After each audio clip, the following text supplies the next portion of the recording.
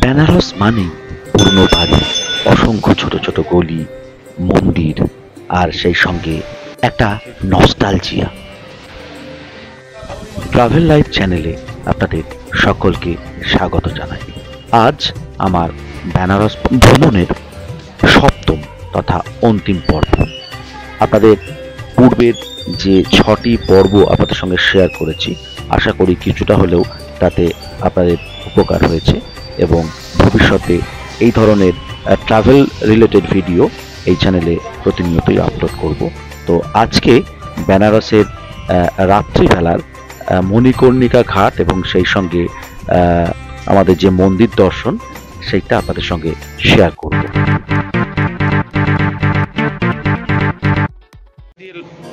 আস্তে আস্তে আমরা বেশ অসংখ্য কিছু গলি পেরিয়ে একেবারে 4 নাম্বার গেটের কাছে অর্থাৎ মণিকর্ণিকা ঘাটের কাছে আমরা উপস্থিত হয়েছি।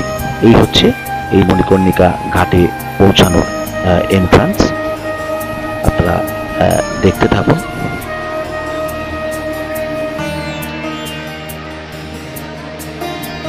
এই হচ্ছে বাবা বিশ্বনাথের মন্দিরের প্রবেশদ্বার। এইখান থেকে একটু এগিয়ে বিশ্বনাথের মন্দিরে প্রবেশ করতে হবে। বাবা বিশ্বনাথ মন্দিরের প্রবেশের আগে কয়েকটি মন্দির রয়েছে যা আপনারা অবশ্যই দেখে নেবেন।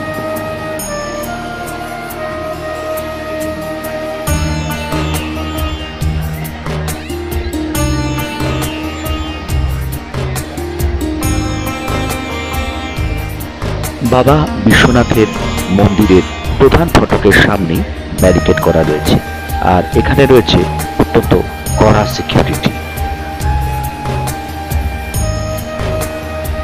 ওই দেখুন, দূরে দেখা যাচ্ছে বাবা বিশ্বনাথের মন্দিরের সেই স্বর্ণচূড়া।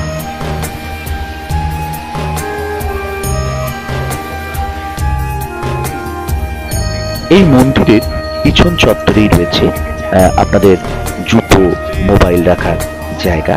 আপনারা কিছুই করতে হবে না, এখানে কোনো এক্সট্রা পয়সাও নেই। শুধুমাত্র আপনাদের ওই দোকান থেকে মন্দিরের সামগ্রী, পূজার সামগ্রী কিন্তু কিনতে হবে।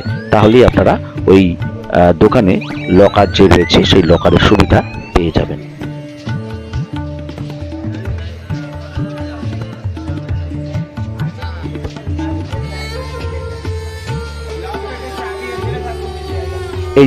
এই হচ্ছে লকার। এইখানে আপনাদের প্রয়োজনীয় সামগ্রী লকারে রেখে দিতে পারেন।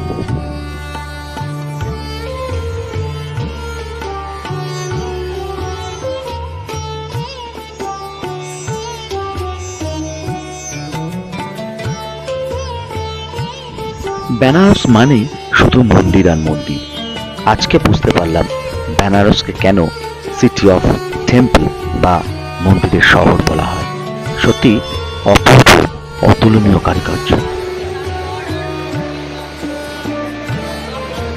এই দেখুন, জুম করে দেখায় বাবা বিশ্বনাথের মন্দিরের সেই স্বর্ণচূড়া। এই চূড়াটি কিন্তু সম্পূর্ণ সোনায় মোড়া। আগের ভিডিওতেই বলেছি যে বাবা বিশ্বনাথের মন্দিরে কিন্তু কোনো মোবাইল নিয়ে অ্যালাউ নেই। সে কারণে ছবি বা ভিডিও করতে গেলে এই প্রধান যে ফটক তার বাইরে থেকেই কিন্তু আপনাদের করতে হবে। চলুন এইবারে আপনাদের আস্তে আস্তে সেই বহু চর্চিত মণিকর্ণিকা ঘাটের কাছে নিয়ে যাব। এই হচ্ছে সিঁড়ি। এই সিঁড়ি দিয়ে নেমে আস্তে আস্তে মণিকর্ণিকা ঘাটের কাছে এগিয়ে যেতে হবে।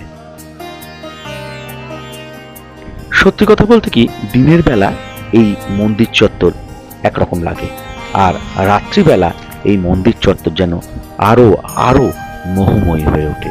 আপনাদের চোখের সামনেই আপনারা দেখতে পাচ্ছেন।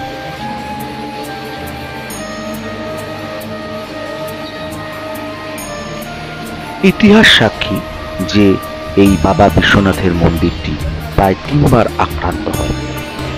মোহাম্মদ ঘুরি, মাহমুদ সার্কি এবং আওরঙ্গজেব এই 3 সম্রাট মন্দির আক্রমণ করেন। 12 জ্যোতির্লিঙ্গের অন্যতম হল এই কাশী বিশ্বনাথের মূর্তি।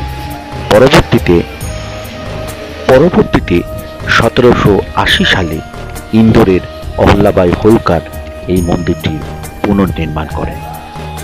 তারই মূর্তি এখন আপনারা দেখছেন। চলুন এবার আমি সরাসরি আপনাদের নিয়ে যাব সেই বহু চর্চিত মণিকর্ণিকা ঘাট।